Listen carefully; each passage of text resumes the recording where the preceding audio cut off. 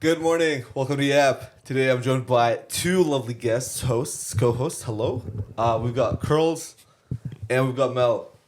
Now, the app is where unofficial dynamics commence for the first time ever. So this is a room that none of us have been in all together at the same time. So the possibilities of the app, everybody. How's it going, guys? Good. How's our weekend? Very good. Yeah, good. Just saying I tried a lobster pie, which was good, $23. Yeah. Quite bougie. Wouldn't get it again, but glad I did it for the experience. Yeah. I think obviously it takes away the essence of a pie, doesn't it, at $23? Yeah. But hey, that's, culinary innovations are what we're here for, right? So, interesting, yeah. Mel, how was your weekend? It's really good. Spent most of it just editing a podcast, to be honest. But then I think yesterday I was on Bumble and some random guy was just like, hey, I'm in town for today. Do you want to go for dinner? Damn. And I just was like, you know what? Let's do it. And then by nighttime I was in Amano and I got a free dinner, which was really nice. Go on, Mel. Go on, girl. Okay. Go on, girl. Wait, this was last night, Sunday? Yeah, literally last night. Word. Love that. Yeah. Had a really fancy scampi pasta and some wine and it was really good. Where is this? No. Amano. Britain Mart. Oh, yeah. That's sick, Mel. Fair play. Honestly, if I was a girl, I would. I know, obviously, you weren't doing this. You were going because you wanted to, but I would literally I would try my best to eat for free as much as I could. I'd just be like, dinner, yeah, sure. Then back home, block and report. Never just block, always block and report. But how was it? How was the interaction with the guy? Was he cool? Yeah, he was cool. He was cool. Sweet. He was from Melbourne. Oh, Yes, okay. he was from Melbourne, and really nice guy overall, gentleman. 10 out of 10. Yeah. 10 out of 10. Whoa, amazing, Yeah. Mel. 10 out That's of 10 is awesome. crazy. So, bro, if you're watching this, we give you our blessing. Yeah, good work, man. Oh my God. What a legend. Wow, fair play. Oh, man. All right. Yep, let's talk about it. The U.S. presidential election is it's crazier than ever. It's going to be what we talk about for the next 2 to 3 days, I think, up until November 5th in America's time.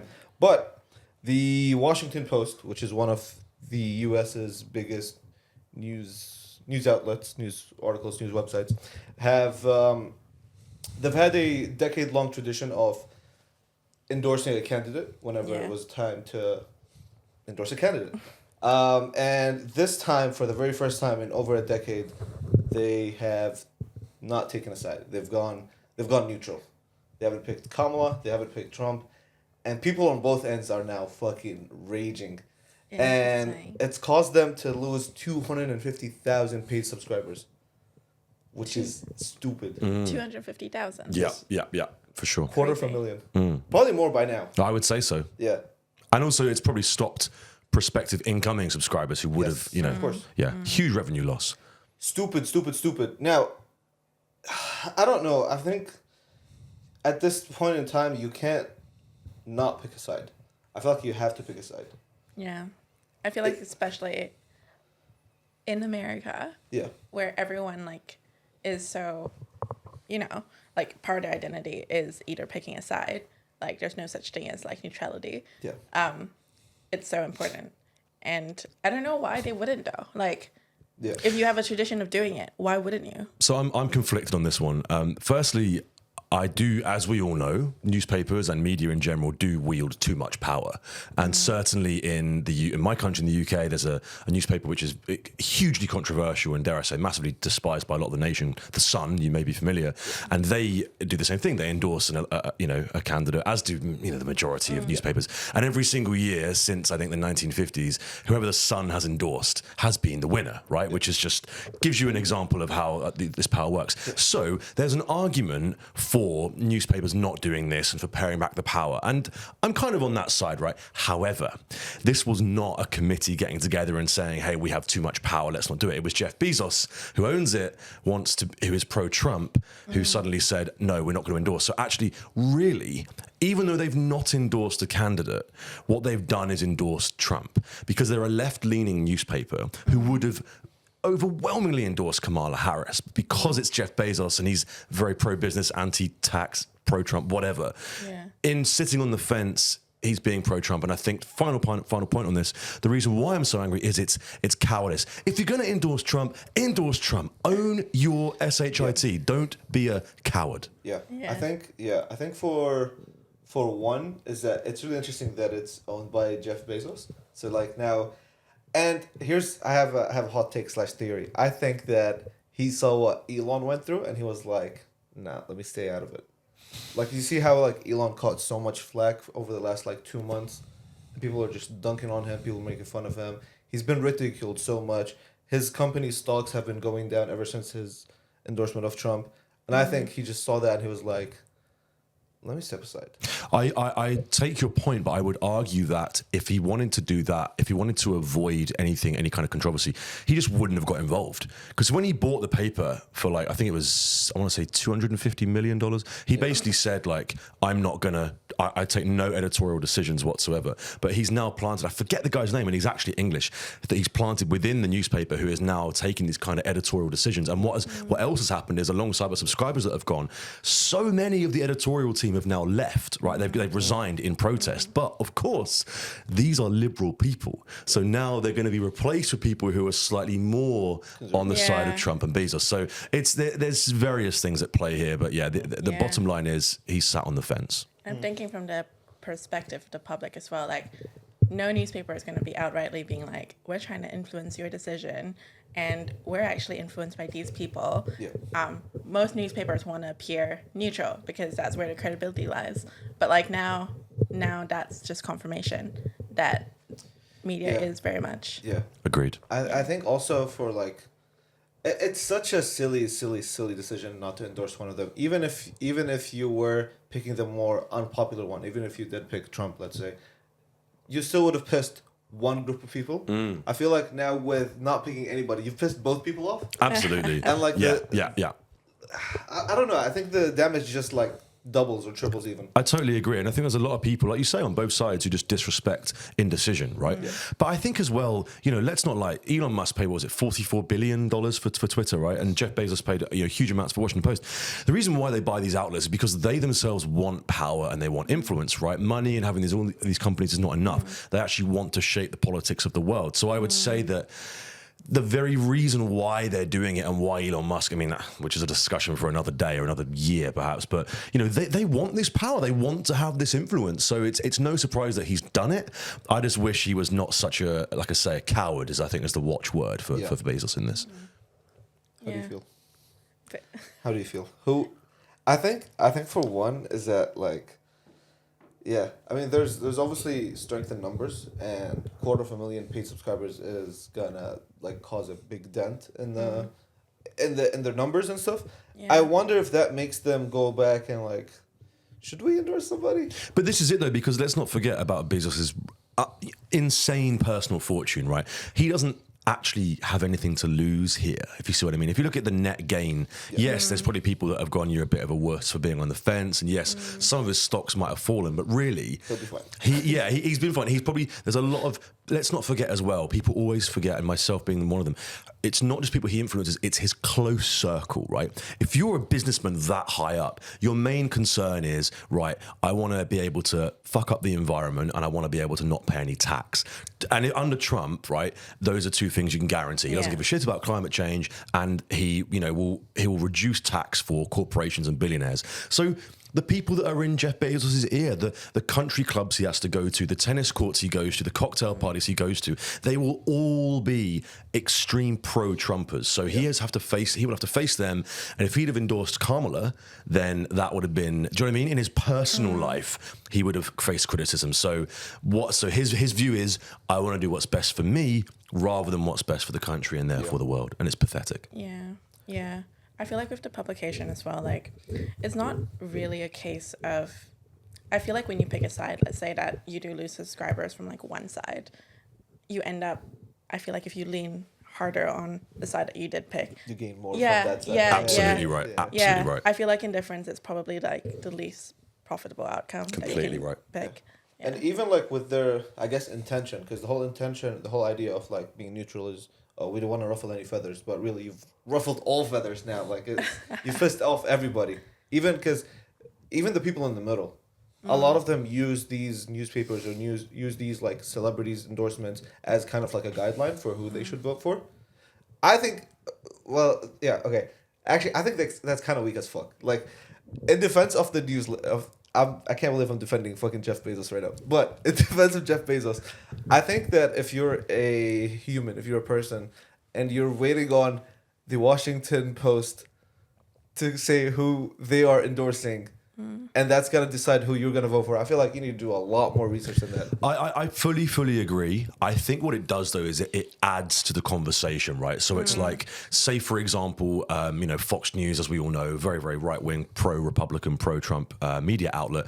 If the Washington Post had have endorsed Trump, they would have the anchors would be sitting there like this. They'd be talking about all these things. They go wild, right? It's enthusiasm. Whereas if it was Harris, they'd be a little bit more downbeat, and the viewers watching that would understand. So do you see what I mean? So I agree with you fully that if you're a human being literally saying, I want to wait to see what the Washington Post says, it's a bit lame. But I think it's a psychological impact. You know what I mean? It gives momentum to the campaign team. It contributes to the wider conversation. It's a huge thing. It's a huge thing. And of course, there will be, as you say, those bizarre humans who specifically wait for that endorsement, which is very strange. Yeah, I feel it would most definitely be like the opportunity there that would be to sway votes for absolutely any of like the politicians being endorsed.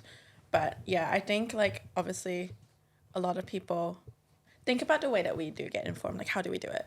We consume media. We consume what the debates are being had. Like what I don't know. Like what the policy is, and like we realistically, the way that we gain access to that is through media. Yeah. So like, I think it's just another form for people to get educated. Yeah. But I still don't understand the choice to not have a stance, especially for an American publication. Like, I feel like politics, it's such an integral part of the American identity. Yeah. Like, people cut off family members for being on the other side. Yep. Yep. So like, I just don't understand why they would do it. Yeah, and I think with that is that like, not everybody needs to declare them picking a side or not even picking a side. It's just kind of weird when a news publication that's been doing that for the last 2 to 3 elections go like, this time we're good, I got nothing to do with it. It's like, no, you have a responsibility to. But this is my point, is he was too scared to be pro-Trump. Yeah. Because he also wasn't, as I say, it is a left-leaning, it's a liberal newspaper, right? So my point is, him not endorsing was an endorsement of Trump, because everyone expected them to endorse Kamala. He would not have, as I say, other than his inner circle, he would not have surprised anyone. But sorry, I say he. Like, it's not a he. This is the whole point. Yeah. This is the issue: is Bezos has got involved in a political decision by the newspaper, whereas he shouldn't. He's the owner. Yeah, it's ridiculous. It really is. I was watching a podcast over the weekend, and bro, America is so fucked. Okay, so basically, there was hot take from Abdel. That's the headline. America's so fucked. Dude, there was like obviously, so like it was a podcast, and then it got to the point where like they were saying like who their sponsors are and stuff, and one of their sponsored segments was Stake, the gambling betting company. Yes. And dude, I didn't know this. I just found this out over the weekend.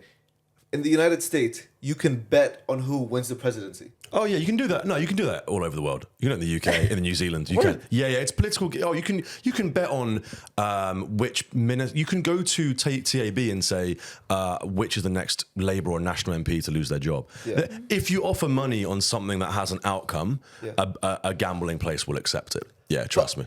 Bro, how fucked is that? Yeah, it's insane. Yeah, because then you can influence. Yeah, absolutely, it's fucked. Yeah, you can put money on who wins the presidency. Yeah, it's insane. Yeah. Now, can I ask you guys, who would you put your money on? Oh my God. I would put it on Kamala. Yeah. I would. I think because, firstly, the Puerto Rico joke, which we've not discussed. Oh, yes. This is in Tony Hinchcliffe. Yes. Yeah. Which is interesting because very, very quickly, I saw, bizarrely, a few weeks beforehand, I wasn't aware of who this guy was. Yeah. And I saw a clip of him on his show that he has. Kill Tony, that's it. Because there was a British, a London black MC who was on there and who was in the audience. Yeah. And Tony panned to him. He was like, who's this guy? Quincy. And he was like, I'm a producer. And then they were like, oh, you're from the UK. You produce music. That's it. And then they played his song out loud, and everyone was like, whoa, it's really good because we don't understand that we have urban, Afro-Caribbean culture in London. They just don't get that, right? They think we're all fucking Harry Potter or whatever, right? So then 2 weeks later, he makes a joke about Puerto Rico. There's a lot of Puerto Ricans in Pennsylvania, a lot. I also think that polling companies are hedging their bets and putting everything on 50-50 because they don't want to be wrong. Yes. I think the race isn't as tight as it's making out to be. I think Kamala will win. I think she'll win comfortably. And I think there'll be huge protests and another insurrection. Yeah, for sure. Maybe. Mel, what do you think? Oh, I know this is kind of like it's tough. It's tough. Yeah. I do also think Kamala, like for a number of reasons. Like obviously, Trump being Trump, but also he is probably on the way to what Joe Biden is, geriatric.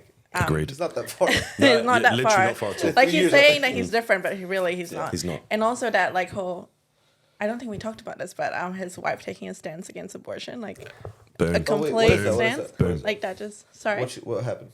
She like literally took a stance against abortion. Like she had a whole campaign, just saying that. And it's in direct opposite of his policy. Yeah. Oh, okay, okay. And crucially, that's a really good, interesting point because a lot of the support, the groundswell for Trump, right, is at 18 to 39-year-old men, whereas the driving support for Kamala is women. And I'm telling you now, women are overwhelmingly more likely to vote than young men. Yeah. Young men are, it's like a macho thing, right, to go and take part in something, whereas women in the US, overwhelmingly, it's something and dare I say it, there are obviously a lot of non-working women compared to men in the US. They have time. A lot of people have time. So I'm telling you now, the support for Kamala is predominantly people who are more likely to vote than the supporters for Trump. 100%. That's right. I also think that with the Sims episode projected. The Simpsons. Yeah, I saw. Yeah, that's crazy. So basically, they predicted that Kamala is going to win. Oh, really? Yeah. Yeah. Oh, okay, well. Will the Simpsons curse be broken? Yeah, let's see. Yeah. But yeah. I don't know. For me, I really dislike both almost equally. Wow. Yeah. That's the hottest take so far. Flipping heck. I think it's always like every 4 years, it's always like picking the lesser of two evils. And they're both like agreed. Sinister evil. But I think I want to hear more from you on this, Abdel. Please, what is you're entitled to your opinion. Yeah. How do you equate Kamala with Trump? What has she done that makes him as bad as an abortion-hating rapist like Trump? Okay, I think Kamala is slightly less evil than Trump. But I think having like a convicted rapist as a president is insane for one. But Kamala's not that far off, yo. Like not as in she's a convicted blah blah blah, but her policy is just I don't know. Such as? Give us one. I can't. Okay. But basically like their border policies is really not that far off of Trump's. Agreed. Like it's almost two sides of the same coin. It sucks. I don't know.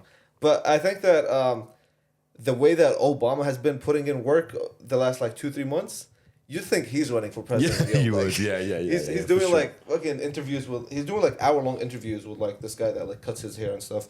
And yeah, I don't know. I think there's a missed opportunity from both candidates to go on opposing media sides. Like Kamala not going on Rogan was a huge mistake. Agreed. Trump not going on like 60 Minutes or going on maybe like even fucking Call Her Daddy. Like him not tapping into that audience and like pleading his case or like her pleading her case is gonna be a huge missed opportunity.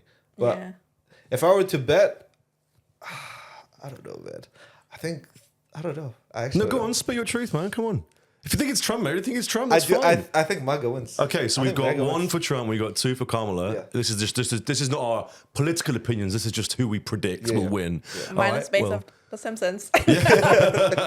Well, I guess we'll find out later on this week. Yeah. Thursday morning, I'm gonna go. Oh, Mel, you better be here. I don't know. Would you put money?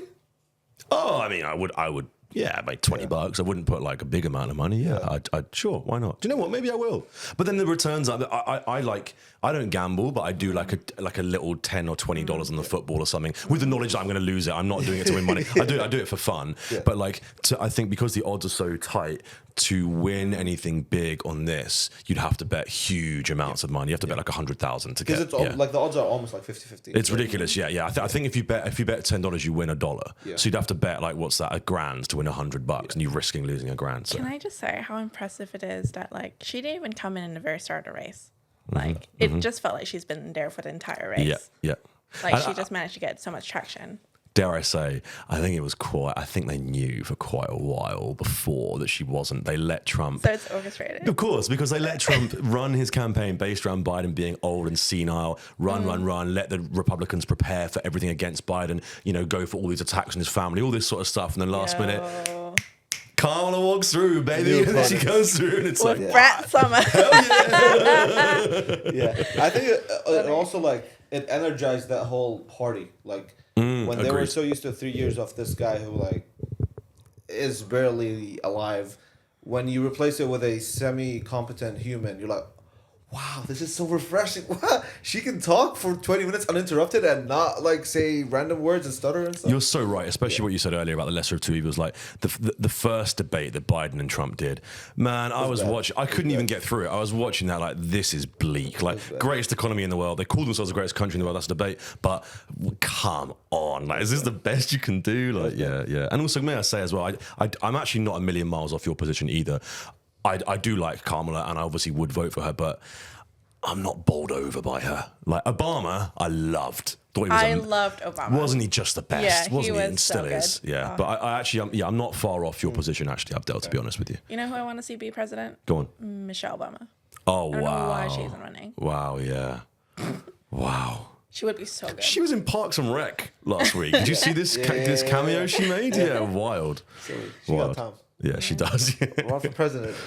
But to be fair, every single interview that she's done, she's like, would not go back to that White House. Yeah, no way. Probably took years of her life. Yeah. The amount of stress and stuff. Nearly tore their marriage apart too. Yeah. Big time. You can survive the White House. You can survive anything. Yeah, this is true. So what they say, hard pivot into LinkedIn real quick. We've got 3 minutes to discuss LinkedIn. Shoot, okay. People on LinkedIn, the pseudo-intellectuals need to stop. Yeah, I completely agree with that. No, absolutely correct. I don't use LinkedIn. I haven't done for years and years and years. I have a real, actual, profound sadness every time I log into LinkedIn because I see a mix of people that I went to school with who are getting promotions and make me feel crap about myself because comparison is the thief of joy. I see, as you say, pseudo-intellectuals thinking they know everything. And then I also just see crap that you would see on Facebook when you're 15 and people being like, my son, he stayed overnight at the juice bar because the manager forgot the lock and he just slept overnight. How amazing is that? It's like no one gives a shut up, Maureen. Like no one gives a shit. So, do you know what I mean? So I ran over. I hate LinkedIn. Yeah. I feel like the issue there, like when it comes to personal brands on LinkedIn, is that people make it about themselves when it's not about them. Like the best personal brands are like when you read it, you feel like it's talking to you. Boom. So. And naturally, that's not the easiest thing to do. Like obviously, like I think we're all some sort of narcissist at the end of the day, and we want to like big ourselves up. And I think naturally that's kind of the landscape of LinkedIn. It's all like me, humble brag, me. It's me. Look at how great I am. A photo of me looking so nice and good and blah blah blah. And I think it's just it just positions people like me who are like I guess relatively newcomers onto the platform to be like, oh, I guess this is the lingo. I guess this is the language to speak in. And like, what does a 23-year-old human have anything to say about like, oh, industry insights when like there's people that have put in 40 years of work. I don't know. It just makes me feel that like. But then again, I took a hard pivot and just started posting shit. I started posting memes, so I don't. No, but I think it's valid because I think really, let's be honest, all social media sites kind of blend into one these days, right? You have a feed and you scroll and it's just the idea of you scroll. And LinkedIn is slightly more business focused. Yeah. Twitter is slightly more politics focused. Facebook is slightly older demographic. It's just all the same noisy shit. And I'm honestly sick of LinkedIn. Like I absolutely despise it. Sorry, I feel like I'm really getting passionate about this, but it just does my head. And I, to be honest, I just got to think about how I feel after 20 minutes scrolling on each platform, and after LinkedIn is the one that makes me feel the saddest. Like Twitter is an absolute flaming cesspit, but LinkedIn is just, I just feel sad when I'm on there. Yeah, I don't like it at all. Yeah, I only really I've primed my algorithm to like show me the creators that I want to see most, and it's mostly people like Stephen Bartlett and like that's the only person that comes to mind. Oh, actually, the Gymshark guy. Yes. They're very good. Really good, and like their content is like, sure, they talk about their stuff, but it's not like, oh, look at me all the time. Like it's like, this is what I learned. Blah blah blah blah. Yeah, I think it's shared learnings. Yeah, as you said, sorry, it's stuff that can be applied to other people. Yeah, that's exactly what is good about it.